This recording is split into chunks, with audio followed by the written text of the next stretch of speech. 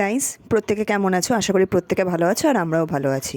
তো দুপুরবেলা lunch complete হয়ে যাওয়ার পর ঘরটা অগোছালো ছিল বলে গোছাচ্ছিলাম জামা কাপড়গুলো। যেই না জামা কাপড় গোছানো শেষ হয়েছে অমনি থেকে হঠাৎ লোডশেডিং হয়ে গেল। কেমন লাগে বলো তো? এই সময় লোডশেডিং হলে সবে গরমটা পড়ছে, এখন তো ফ্যান চালাতেই হয়।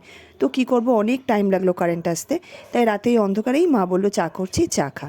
তো তারপরে কারেন্ট আসতে এই যে খেলাটা দেখছো, এটা অনেক দিন পর আমার ছেলেকে দেখালাম। আগে তো ছোটোবেলায় দিয়েছিলাম, এখন বড় হওয়ার পর সরিয়ে নিয়েছিলাম। ছোটোবেলায় একদম দেখতো না, এখন দেখি হাঁ করে তাকিয়ে আছে খেলনাটার ওপর।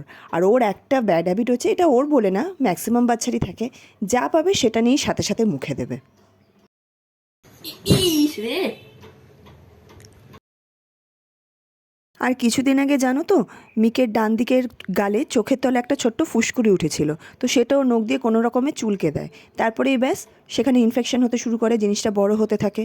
তো আমরা প্রথমে বুঝতে পারিনি, আমরা ওকে বোরোলিন গরম করে লাগাচ্ছিলাম, তারপরে না কমতেই হট করে তারপরে ডাক্তারকে ফোন করলাম। ডাক্তার তখন টি-ব্যাগ মলমটা দিল, বললো এটা লাগান, এটা লাগালে কমে যাবে। তো ওটা লাগানোর পর এখন দেখছি একটু শুকিয়ে গেছে। মুখের মধ্যে এরকম হলে কীরকম লাগে বলো তো? আমাদের নিজেদের হলেই আমাদের ভালো লাগে না, আর ও তো ছোটো বাচ্চা। তো যাই হোক, দেখতে দেখতে রাত 9টা বেজে গেল। তো ওকে রাতের ডিনারটা খাওয়াচ্ছি। রাতের ডিনার তো ওকে আমি এখন ভাতই খাওয়াই।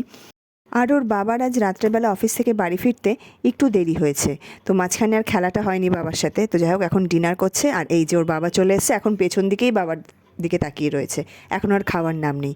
তো যাই হোক, এখন খেয়ে দিয়ে বাবার সাথে এখন খেলা শুরু হবে। তারপর আমরা ডিনার করলে তারপরে রাত্রে গিয়ে ছেলে ঘুমাবে।